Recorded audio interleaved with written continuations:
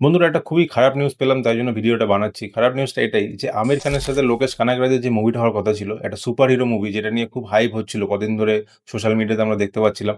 সেটা কিন্তু মানে ফাইনালি সেলভ হয়ে গেল। বন্ধ হয়ে গেল প্রজেক্টটা। কারণ কি? কারণ আমির খান চেয়েছিল যে একটা সেপারেট টাইম যাতে লোকেশ কানাগড়া এই প্রজেক্টটাতে দেয়। কারণ it's a big project. Super hero movie তো বিগ প্রজেক্ট হবেই। এটা অনেক টাকার বাজেটেরও মুভি ছিল। তো লোকেশ কানাগড়া যেহেতু অনেকগুলো প্রজেক্ট নিয়ে ব্যস্ত আছে, তো সে ডেডিকেটেড টাইম দিতে পারবে না। একটা টাইম ফ্রেম চেয়েছিল আমির খান।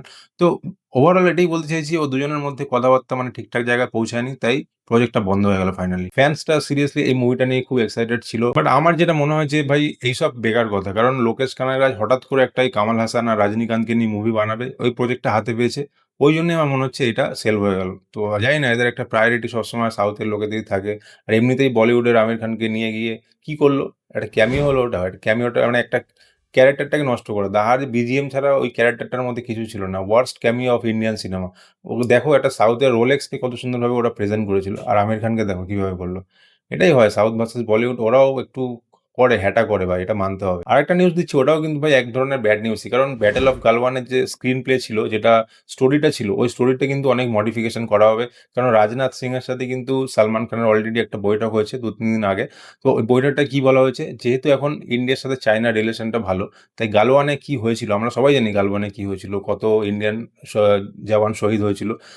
তো কথা হচ্ছে যে রাজনাথ সিং বলেছে যে, "তুমি এই মুভিটাতে চায়নাকে পুরোপুরি এনিমি দেখাতে পারবে না।" বাট চায়না তো আমাদের এনিমি, তাই না? চায়না তো আমাদের এনিমি। হঠাৎ করে এখন রিলেশন ভালো হচ্ছে সেটা আলাদা ব্যাপার। কিন্তু মুভিটাতে কিভাবে সবকিছু ওইভাবে চেঞ্জ করা হবে? কি বলবে? যে রাতের অন্ধকারে দেখতে পায়নি ইন্ডিয়ান আর্মিকে মেরে দিয়েছে। এরকম হয় নাই কখনো। তো আমি জানি না এই মুভিটার স্টোরিটা কিভাবে মডিফিকেশন করা হবে বা কতটা কি ঠিকঠাক করা হবে। কিন্তু দেখো আমরা সবাই জানি যে স্টোরি থেকে যখনই কিছু বেশি তুমি কাট করতে যাও না, তখনই কিন্তু স্টোরিটার স্ক্রিন প্লে পুরো একদম ১২টা বেজে যায়। তো আমার একটু না ওই ডাউট লাগছে যে কি হবে? থার্ড আপডেটটা হলো নেক্সট ইয়ার ঈদকে নিয়ে। ঈদে কিন্তু ৩ টে মেগা মুভি ক্ল্যাশ করতে চলেছে। ৩ টে মেগা না, ২ টো তো মেগা। একটা হচ্ছে 'love and war' Ranbir Kapoor, Alia Bhatt আর ভিকি কৌশলের। আর সেকেন্ড মুভিটা হচ্ছে 'টক্সিক' আমাদের ইয়াশ বসের। তো এই দুটো মুভি কিন্তু ঈদে ক্ল্যাশ করতে চলেছে। আর তার সাথে 'ধামাল 4'। তো 'ধামাল 4' টাকে আমি একটু এতে রাখছি। বাট এই দুটো মুভি তো অনেক বড় বাজেটের মুভি। তো এরা দুজন একসাথে ক্ল্যাশ করছে, এটা কিন্তু একটা বিশাল বড় ব্যাপার হতে চলেছে। যেমন 'সালার' আর 'ডাঙ্গির' টাইমে আমরা দেখেছিলাম, বা রিসেন্টলি আমরা যখন দেখলাম 'কুলি' আর 'ওয়ার 2'। এখানে দেখলাম যে একটা মুভি কিন্তু লস খেলো, একটা মুভি গেনার হলো। 'ডাঙ্গির' টাইমেও আমরা ওরকমই দেখেছিলাম। 'ডাঙ্গির' পটেনশিয়াল ছিল আরেকটু বেশি কামানোর, বাট কামাতে পারল না, যেখানে 'সালারের' সাথে তাকে আ ক্ল্যাশটা করতে হলো। তো আবার সেই একই জিনিস হতে চলেছে। আমি জানি না এই ক্ল্যাশগুলো কেন করা হচ্ছে? কারণ এই ক্ল্যাশগুলোর কারণে কি হচ্ছে? বক্স অফিস কালেকশনে কোথাও না কোথাও ইমপ্যাক্ট পড়ছে। একটু এদিক ওদিক করে রিলিজ করলে মনে হয় আরো মনে হয় বেটার হতো। এর পরের আপডেট হচ্ছে 'they call him OG'. 25th September যেটা রিলিজ হচ্ছে, ইমরান হাশমি আর পাওয়ান কাল্যাণ। তো ওটার যে লুকস, যেটা একটা পোস্টার রিভিল করেছে ইমরান হাশমি নিজের ফেসবুক পেজে। তো ভাই এক্সট্রাঅর্ডিনারি। মানে এই 'once upon a time in Mumbai' যেমন শোয়েবকে আমরা দেখেছিলাম, ইমরান হাশমিকে ওরকম লাগছে।